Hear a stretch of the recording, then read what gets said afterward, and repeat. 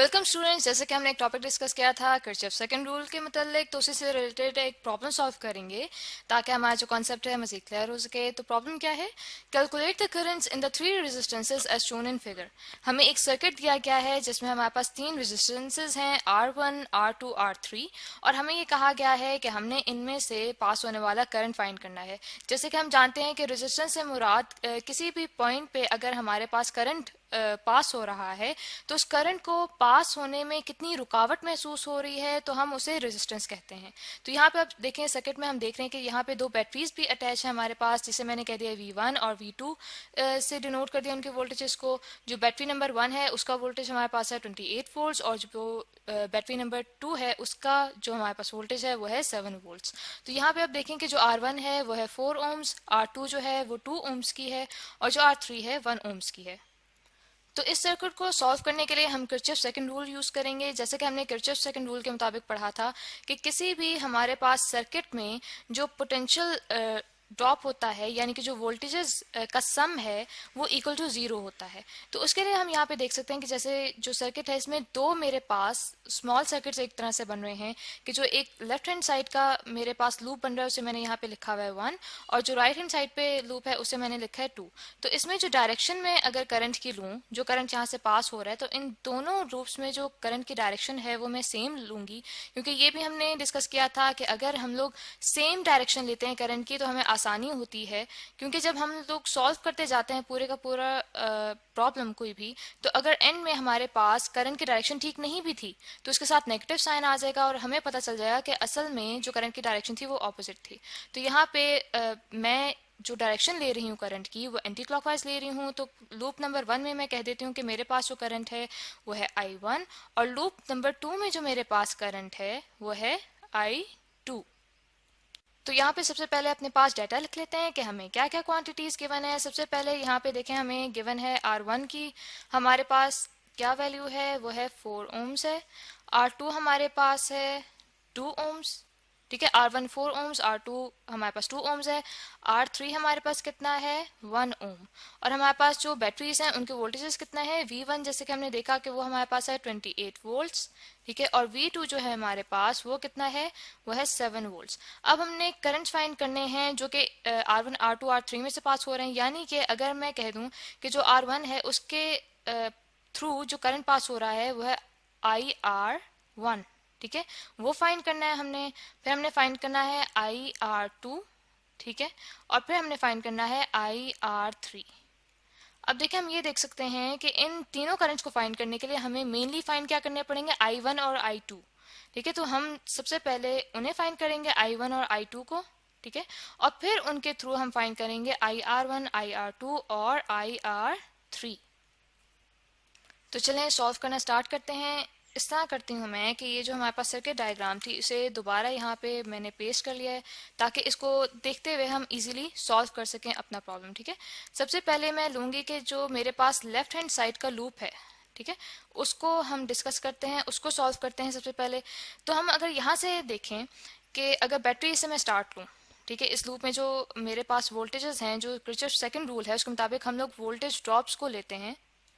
तो यहाँ पे करंट देखें डाउनवर्ड डायरेक्शन में इस बैटरी से गुजर रहा है और वो पॉजिटिव टर्मिनल से नेगेटिव टर्मिनल की तरफ जा रहा है। तो ये हमने डिस्कस किया था कि अगर हमारे पास करंट पॉजिटिव टर्मिनल से नेगेटिव टर्मिनल की तरफ जाए बैटरी के, तो उसके साथ नेगेटिव साइन आता है, ठीक है। तो यहाँ पे मैं सिंपल यहाँ पे अगर मैं लिख दूँ कि V1 यहाँ पे लिखना है और उसके साथ नेगेटिव साइन है, ठीक है, नेगेटिव साइन आ रहा है क्योंकि हमारे पास जो करंट है वो पॉजिटिव टर्मिनल से नेगेटिव टर्मिनल की तरफ जा रहा है। अब आगे देखते हैं कि हमारे पास क्या है, हमारे पास R2 है। R2 में से अब दो करंट्स गुजर रहे हैं, एक तो I1 और दूसरा I2। I1 अपवर्ड डायरेक्शन में है और I2 डाउनवर्ड डायरेक्शन में। अब देखिए हम लूप किसका डिस्कस करें, I1 करंट वाला, ठीक है। तो उसकी डायरेक्शन हम लेंगे पॉजिटिव, यानी कि यहाँ पे जो मेरे पास ओम्स लॉ जैसे कि हम जानते हैं कि वो होता है V इक्वल्स टू IR।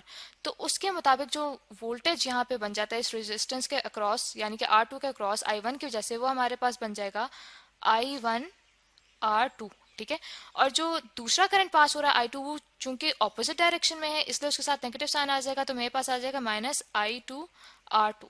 इसके बाद जो नेक्स्ट रेजिस्टेंस है वो R1 है और उसकी वैल्यू है हमारे पास 4 ओम्स। तो उसमें से जो करंट पास हो रहा है I1 है सिर्फ, तो इसलिए यहाँ पे आ जाएगा मेरे पास प्लस I1 R1 और ये सब इक्वल हो जाएगा 0 के। अब यहाँ पे वैल्यूज पुट करना शुरू करते हैं। हमारे पास वोल्टेज की क्या वैल्यू थी, वो थी हमारे पास -28 हो जाएगा, प्लस R2 की वैल्यू हमारे पास 2 है तो यहाँ पे आ जाएगा 2i1 माइनस R2 की वैल्यू 2 ही है, 2i2 आ जाएगा, प्लस 4 आ जाएगा R1 की जगह, तो आ जाएगा मेरे पास 4i1 इक्वल्स टू 0। ठीक है, इसमें हम देख सकते हैं कि i1 ऐड हो जाएंगे तो मेरे पास जो वैल्यू आ जाएगी वो आ जाएगी 6i1। ठीक है, 6i1 minus 2i2 minus 28 equals to 0। इसको मैं कह देती हूँ कि ये मेरे पास आ गई है इक्वेशन नंबर 1। अब इसके बाद हम डिस्कस करते हैं राइट लूप। यहाँ पे जैसे कि मैं लिख देती हूँ कि अब हमने डिस्कस करना है राइट लूप। तो वहाँ पे भी मैं अगर बैटरी की तरफ से स्टार्ट करूँ, ठीक है, जो लूप हमने डिस्कस करना है, तो हम देख सकते हैं कि जो हमारे पास करंट है वो अपवर्ड डायरेक्शन में जा रहा है, यानी कि नेगेटिव टर्मिनल से पॉजिटिव टर्मिनल की तरफ जा रहे हैं तो पॉजिटिव होगा।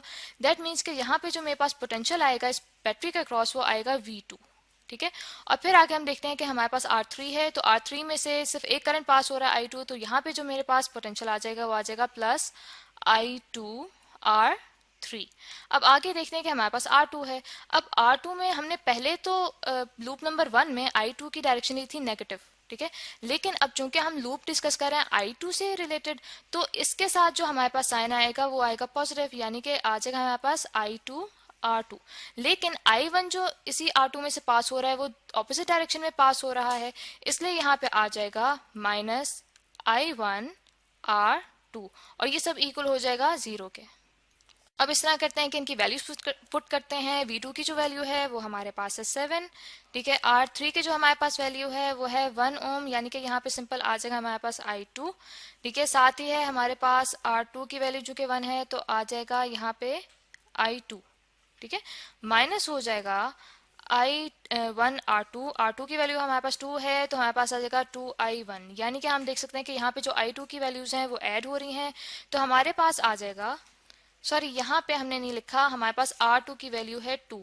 ठीक है, यहाँ पे 2 देखिए मिस्टेक हम कर रहे थे, तो यहाँ पे जब ऐड होगा हमारे पास आ जाएगा -2I1। ठीक है, -2I1 प्लस 3I2 प्लस 7, ये इक्वल हो जाएगा 0 के, और इसको हम कह देते हैं कि हमारे पास इक्वेशन नंबर 2 है। अच्छा, अब देखिए हमारे पास दो इक्वेशंस आ गई हैं। ठीक है, अब इसमें से हम देख सकते हैं कि जो I1 है ऊपर इक्वेशन नंबर 1 में मेरे पास 6I1 है। इसका मतलब है कि अगर इक्वेशन नंबर 2 को मैं 3 से मल्टीप्लाई कर दूं तो मेरे पास आ जाएगा -6I1, और ये जब दोनों इक्वेशंस ऐड करूंगी तो मेरे पास I1 कैंसिल हो जाएगा और इस तरह मेरे पास I2 की वैल्यू आ जाएगी। इस तरह से अगर मैं मल्टीप्लाई करती हूँ, ठीक है, यहाँ पे मैं लिख रही हूँ कि मल्टीप्लाई, ठीक है, equation number 1 equation number 2 by 3। ठीक है, तो मेरे पास यहाँ पे आ जाता है -6I1, ठीक है, प्लस 9I2 प्लस 21।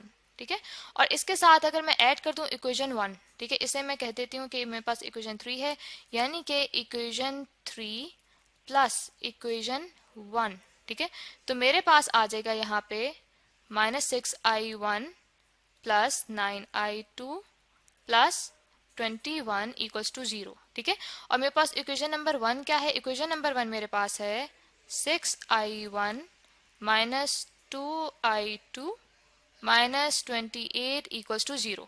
ठीक है, इनको जब ऐड किया तो मेरे पास जो वैल्यू आ रही है वो आ जाएगी, देखें I1 से कट जाएगा। ठीक है, तो मेरे पास I2 के साथ आ जाएगा 7, यानी कि यहाँ पे बन जाएगा 7I2 -7 इक्वल्स टू 0। अब I2 इक्वल हो जाएगा, यहाँ 7 जो है -7 दूसरी जगह जाके 7 हो जाएगा, I2 के साथ वाला 7 नीचे जाएगा, तो ये दोनों आपस में कट जाएंगे, हमारे पास आ जाएगा 1, यानी कि हमारे पास जो यहाँ पे वैल्यू आ गई I2 की, I2 हमारे पास बन गया 1 एम्पेयर। तो स्टूडेंट्स यहाँ तक तो हमने I2 की वैल्यू निकाली है, ठीक है, जो कि हमारे पास आई है 1 एम्पेयर। तो नेक्स्ट हम निकालेंगे I1 की वैल्यू। तो चूंकि ये प्रॉब्लम थोड़ा सा लेंथी है तो हम नेक्स्ट वीडियो में इसे डिस्कस करेंगे। तो आई होप कि यहाँ तक जो प्रॉब्लम है आपको अच्छे से समझ आ गया होगा कि हमने कैसे सॉल्व किया है।